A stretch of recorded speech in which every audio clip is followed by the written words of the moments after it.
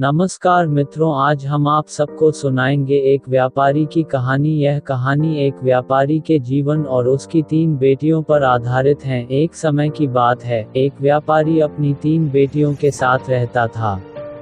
व्यापारी को अपनी तीनों बेटियों से बहुत प्यार करता था। एक दिन उसे किसी काम से दूसरे देश जाना था। जाने से पहले व्यापारी ने अपनी तीनों बेटियों को अपने पास बुलाया और पूछा, मेरी प्यारी बच्चियों, कहो मैं परदेश से तुम तीनों के लिए क्या लाऊं। पहली बेटी ने सुंदर कपड़े और दूसरी बेटी ने गहने मंगवाए। तीसरी बेटी, जिसका नाम ब्यूटी था, उसने अपने पिता से कहा कि वह उसके लिए एक गुलाब का फूल ले आए। व्यापारी ने अपनी तीनों बेटियों से उनके उपहार लाने का वादा किया और अपने सफर पर निकल पड़ा। अपना काम खत्म करके व्यापारी जब अपने घर की ओर चला तो वह तूफान में फंस गया और रास्ते से भटक गया। बहुत कोशिशों के बाद भी वह अपने घर का रास्ता ना ढूंढ सका। तब तक तो अंधेरा भी हो चुका था। तभी अचानक उसकी नज़र एक रोशनी पर पड़ी जो दूर एक महल से आ रही थी। व्यापारी ने सोचा शायद महल में उसे रात बिताने की जगह मिल जाए, इसलिए वह उस तरफ चल पड़ा।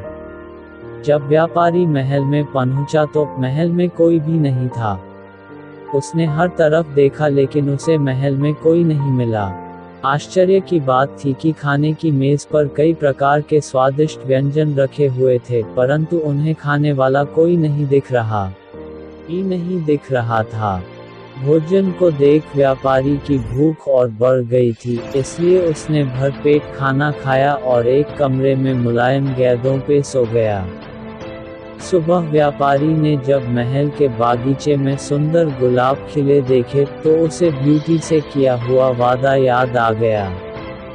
उसने एक फूल तोड़ा और घर की ओर जाने लगा। तभी वहां एक भयानक जीव प्रकट हुआ और बोला, मैंने तुम्हें अपना भोजन खाने दिया, अपने मुलायम गेंदों पर सोने दिया और तुम मेरे ही बागीचे से गुलाब तोड़ रहे हो। तुम्हें इसकी सजा भुगतनी होगी। व्यापारी बहुत डर गया था। कांपते हुए बोला, मुझे माफ कर दो मुझे मत मारो। यह गुलाब मैंने अपने लिए नहीं तोड़ा, अपनी बेटी के लिए तोड़ा था। मैंने अपनी बेटी से वादा किया था कि मैं उसके लिए गुलाब का फूल लाऊंगा। यह सुनते ही राक्षस ने व्यापारी से कहा कि वह एक शर्त पर उसे छोड़ेगा, उसे अपनी बेटी को महल में भेजना होगा। डरा और घबराया हुआ व्यापारी अपनी बेटी को भेजने का वादा कर वहां से चला गया। घर पहुंचकर व्यापारी ने अपनी बेटियों को सारी बात बताई और ब्यूटी से माफ़ी मांगते हुए कहा, अपनी जान बचाने के लिए मुझे उस समय कुछ समझ नहीं आया और मैं राक्षस से यह वादा कराया। मुझे माफ़ कर दो ब्यूटी। अपने स्वार्थी पिता को माफ़ कर दो। ब्यूटी ने अपने पिता के गले लगते हुए तसल्ली दी, आप बिल्कुल परेशान ना हो पिताजी, मैं आपका किया हुआ वादा ज़रूर निभाऊंगी। ब्यूटी जब महल पहुंची तो बहुत घबराई हुई थी। राक्षस का भयानक चेहरा देखकर वह बहुत डर गई। लेकिन राक्षस ने उसका खुले दिल से स्वागत किया। राक्षस ने उसे रहने के लिए अपने महल का सबसे अच्छा कमरा दिया और जब ब्यूटी आग के सामने बैठकर कढ़ाई करती तब राक्षस उसके पास घंटों तक बैठा रहता और उसे निहारता रहता। धीरे धीरे दोनों को एक दूसरे का साथ अच्छा लगने लगा और वे अच्छे दोस्त बन गए। अब वह दोनों सारा दिन एक दूसरे से बातें करते और खुश रहते। राक्षस को ब्यूटी बहुत अच्छी लगती थी और वह उससे शादी करना चाहता था, लेकिन डरता था कि ब्यूटी एक राक्षस से कभी शादी नहीं करना चाहेगी।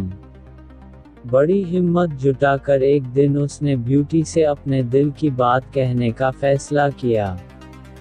जब वह ब्यूटी के पास पहुंचा तो देखा कि ब्यूटी अपने पिता को याद करके बहुत उदास है। उसे ब्यूटी की उदासी देखी नहीं गई और उसने ब्यूटी को एक जादुई शीशा दिया जिससे वह अपने पिता को देख सके। ब्यूटी बहुत खुश हुई, लेकिन जब उसने अपने पिता को देखा तो वह बहुत बीमार थे। यह देख ब्यूटी ने राक्षस से अपने पिता से मिलने की इच्छा जताई। राक्षस ने उसे पिता से मिलने की इजाज़त दे दी और 7 दिन में वापस आने को कहा। ब्यूटी ने तय समय में आने का वादा किया और अपने घर चली गई। ब्यूटी को सामने देख व्यापारी खुश हो गया और जैसे जैसे उसे पता चला कि राक्षस देखने में भले ही क्रूर हो लेकिन वह दिल का बहुत ही नेक और दयालु है, व्यापारी की सेहत और सुधरती गई। परिवार से मिलने की खुशी में 7 दिन कब निकल गए, ब्यूटी को पता ही नहीं चला। एक दिन ब्यूटी ने सपना देखा कि राक्षस की हालत बहुत खराब है और जल्दी ही मरने वाला है। अगले ही दिन वह महल वापस आ गई और उसने पाया कि राक्षस बगीचे में बेसुध पड़ा हुआ था जैसे वह मर चुका हो। ब्यूटी उसे देखते ही रो पड़ी, तुम मुझे छोड़कर मत जाओ, मैं तुमसे बहुत प्यार करती हूँ और तुमसे शादी करना चाहती हूँ। मैं अपनी सारी जिंदगी तुम्हारे साथ बिताना चाहती हूँ। जैसे ही ब्यूटी ने यह शब्द कहे, एक रोशनी ने राक्षस को ढक लिया और जब रोशनी गायब हुई तो भयानक और क्रूर दिखने वाला राक्षस एक खूबसूरत राजकुमार में बदल चुका था। राजकुमार ने बताया कि एक दुष्ट जादूगरनी ने उसे एक राक्षस बना दिया था और सच्चे प्यार से ही उस जादू को तोड़ा जा सकता था। बहुत समय से राजकुमार उस लड़की को ढूंढ रहा था, जो उससे उस रूप में प्यार करे जिससे सब डरते थे, जो उसकी सूरत से नहीं बल्कि उसके गुणों को चाहे। आखिरकार राजकुमार को उसका सच्चा प्यार मिल गया और वह बहुत खुश था। जल्द ही ब्यूटी और राजकुमार की शादी हो गई और वह अपनी गुलाबों सी खूबसूरत दुनिया में हंसी खुशी रहने लगे। इस कहानी से हमें यह शिक्षा मिलती है कि हमें किसी की सूरत को देखकर उसकी सीरत का अंदाज़ा नहीं लगाना चाहिए। इंसान का बाहरी रूप सिर्फ दिखावा है, उसका साफ दिल, उसके गुण देखकर इंसान से प्यार किया जाता है। आशा करते हैं यह कहानी आप सबको बहुत अच्छी लगी होगी। अगर हमारी कहानी आप सबको अच्छी लगी हो तो फिर से हमारे चैनल को सब्सक्राइब जरूर करें। आपका एक सब्सक्राइब हमारे लिए बहुत अहमियत रखती है। प्लीज़ हमारे चैनल को सब्सक्राइब जरूर करें। धन्यवाद।